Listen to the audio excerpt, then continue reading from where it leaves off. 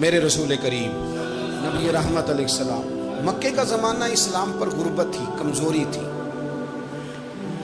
قبیلہ زبید کا ایک شخص مکے آیا، زبیدی، ایک مکے میں منڈی لگتی تھی، اس کا نام تھا حضورہ۔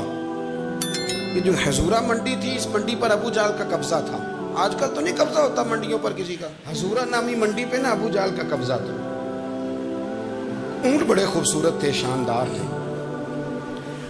اس نے کہا میں نے بولی دینی۔ ابو جہل نے اعلان کیا خبردار کوئی بولی نہ دے۔ بڑی دور تھا قبیلہ زبید، وہ آدمی واپس لے جا نہیں سکتا تھا، مجبور ہو گیا۔ ابو جہل کہنے لگا چوتھا حصہ قیمت دوں گا اور اونٹ تمہیں دے کے جانے پڑیں گے، یعنی اگر لاکھ کے ہیں تو 25,000 کے دو۔ بندہ بڑا پریشان ہوا، چودھریوں سے بات کی تو کہنے لگے بدماش بڑا ہے، ہم شریف لوگ ہیں، شریف اور بزدل میں، بزدلی کو شرافت کا نام نہ دو، پکی بات کر رہا ہوں، شریف اور بزدل میں شریف ضرور بنو پر بزدل نہ بنو۔ جی ہم جی شریف لوگ ہیں جی، وہ کیا مطلب؟ کوئی پاس نہ آیا، وہ بیچارہ نہ کونے میں بیٹھ کے رونے لگ گیا، کہنے لگا میں کدھر جاؤں یارو، میں واپس بھی نہیں لے جا سکتا، اور چوتھے حصے میں دے کیسے جاؤں، اتنا نقصان۔ وہ رو رہا تھا تو کہیں حضرت زید بن ارقم نے سن لیا۔ آپ فرمانے لگا کیوں روتا ہے؟ کہنے لگا یار میں نے تو اہل عرب کی تعریف سنی تھی، میرے ساتھ کھڑا ہی کوئی نہیں ہوتا۔ تو آپ فرمانے لگے تو نے عربی دیکھا ہی کب ہے؟ اگر کائنات کا حسین و جمیل عربی دیکھنا ہے تو جا حرم مکہ میں بیٹھا ہے، مکھ چند بدر شاشانی ہے تے متھے چمک دی لاٹ نورانی، کالی زلف تے اکھ مستانی، مخمور اکھی ہیں نا مد بریاں سبحان اللہ، ما اجمل کا ما احسن کا ما اکمل، کتھے مہر علی تے کتھے تیری ثنا، مشتاق اکھی کتھے جال۔ تو نے دیکھا کب ہے؟ اگر عربی دیکھنا ہے نا تو وہ بیٹھا ہے، جا کے حرم میں ٹیک لگائے، مظلوموں کے والی، غریبوں کے ماوا، رسول رحمت، ایک سادی سی چادر اوڑے حضور بیٹھے تھے۔ وہ زبیدی کہتا میں آیا، نبی کریم کو بات سنائی، حضور فرمانے لگے این الجمل کا، وہ کدھر ہے تیرے اونٹ؟ عرض کی حضور وہ وہاں ہیں۔ فرمایا چل نا۔ حضور کوئی بولی نہیں لگا رہا، کوئی خرید نہیں رہا، ابو جہل گھنٹا پڑا، اس کے ڈر سے سہم گئے۔ حضور فرمانے لگے چل نا میں بولی لگاتا ہوں۔ اور دیکھو نرخ بازار محبت کا انوکھا ہو گیا، خود خریداروں شامل آ کے مولا ہو گیا۔ نبی کریم نے حضرت سعد بن ابی وقاص کو بلایا، حضرت عمر کو، حضرت ابو بکر کو، مدد کے لیے نہیں۔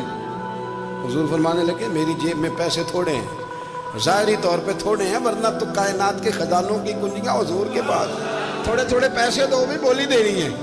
سب سے پیسے لیے میں چلو بولی لگانے چلے۔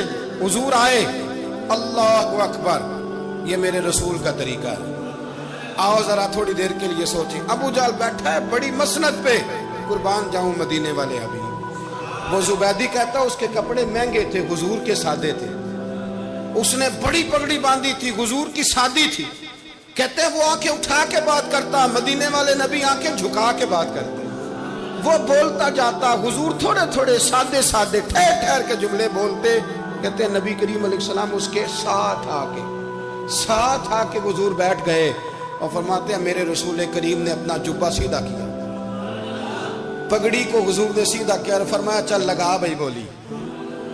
ایک اس نے لفظ بولے، پھر حضرت ابو بکر نے بولی دی، پھر حضرت عمر نے دی، پھر سعد بن ابی وقاص نے دی، پھر زید بن ارقم نے دی، پھر رسول کریم نے دی۔ وہ کہتا ہے جتنے میں بیچنا چاہتا تھا نبی پاک نے ڈبل میں میرے اونٹ خریدے، ڈبل میں اونٹ خریدے میرے رسول۔ سلام اس پر کہ جس نے دشمنوں کو بھی قبائیں دی، سلام اس پر کہ جس نے گالیاں سن کر دعائیں دی۔ اور میرے اعلیٰ حضرت کہنے لگے جاؤ جا کے اعلان کر دو، غم زدوں کو رضا مجدہ دیجئے کہ ہے بے کسوں کا سہارا ہمارا، بے کسوں کا سہارا، جاؤ غم زدوں کو رضا مجدہ دیجئے کہ ہے بے کسوں کا سہارا۔ رسول کریم صلی اللہ علیہ وسلم نے نا خریدا مال، اور حضور سید عالم وہاں سے نکلے، اور نکلتے وقت حضور فرمانے لگے ابو جہل تیری آج شکایت آئی ہے، آج کے بعد نہ آئے، مکہ سارا اس کے ساتھ ہے، حضور کی مخالفت ہو رہی ہے، 40 لوگ ہیں صرف کلمہ پڑھتے، اور دین کا کام دار ارقم میں قید ہو کے کرنا پڑتا ہے، لیکن جب ظالم کے خلاف نکلے ہیں تو پھر دار ارقم میں بند ہو کے نہیں، پھر میدان میں نکلے اور فرمایا آج کے بعد تیری شکایت نہ آئے.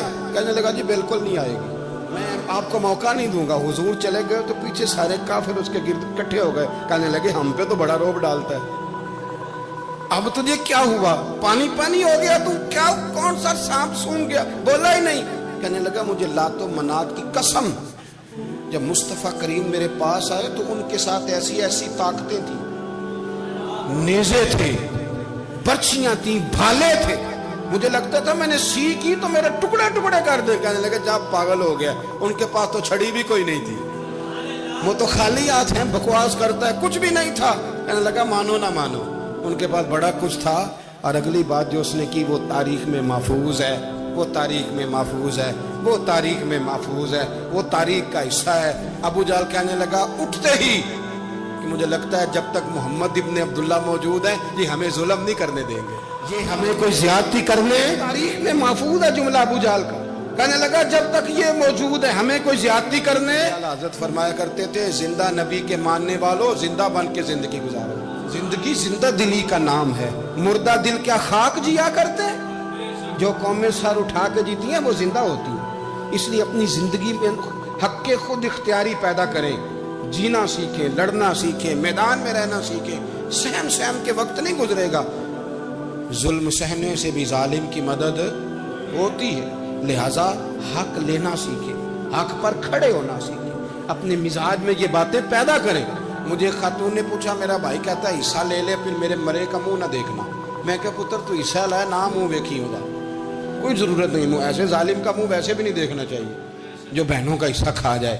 میں نے کہا تو منہ دیکھنے کی کوئی ضرورت ہے, یہ کوئی بلیک میلنگ ہے. ابا کہتا ہے حصہ لے لو منہ نہ دیکھنا. میں کہا بالکل نہ ویکھی, تو بلکہ آگ میں ویکھنا بھی نہیں چاہتی, تو ادھر رکھ, اللہ رسول نے مقرر کیا میرا حصہ. کیا فلسفہ ہے ہمارا, جو بات غلط ہے اس پہ لوگوں کو بلیک میل کرتے ہو. جائز بات پہ ڈٹنا سیکھو. آپ جب ڈٹ جاتے ہیں نا تو پھر اللہ مدد کرتا ہے, پھر اللہ تتنزل علیہم الملائکہ, پھر اللہ فرشتے بھی نازل کرتا ہے. حضور نے فرمایا جو جان کی حفاظت کرتے مر گیا وہ بھی شہید, جو مال کی حفاظت کرتے مر گیا وہ بھی شہید, جو دین کی حفاظت کرتے مر گیا وہ بھی, جو خاندان کی, اپنے گھر کی, اپنے بچوں کی حفاظت کرتے مر گیا وہ بھی. اتنا بڑا درجہ حضور نے بیان کر دیا ہے.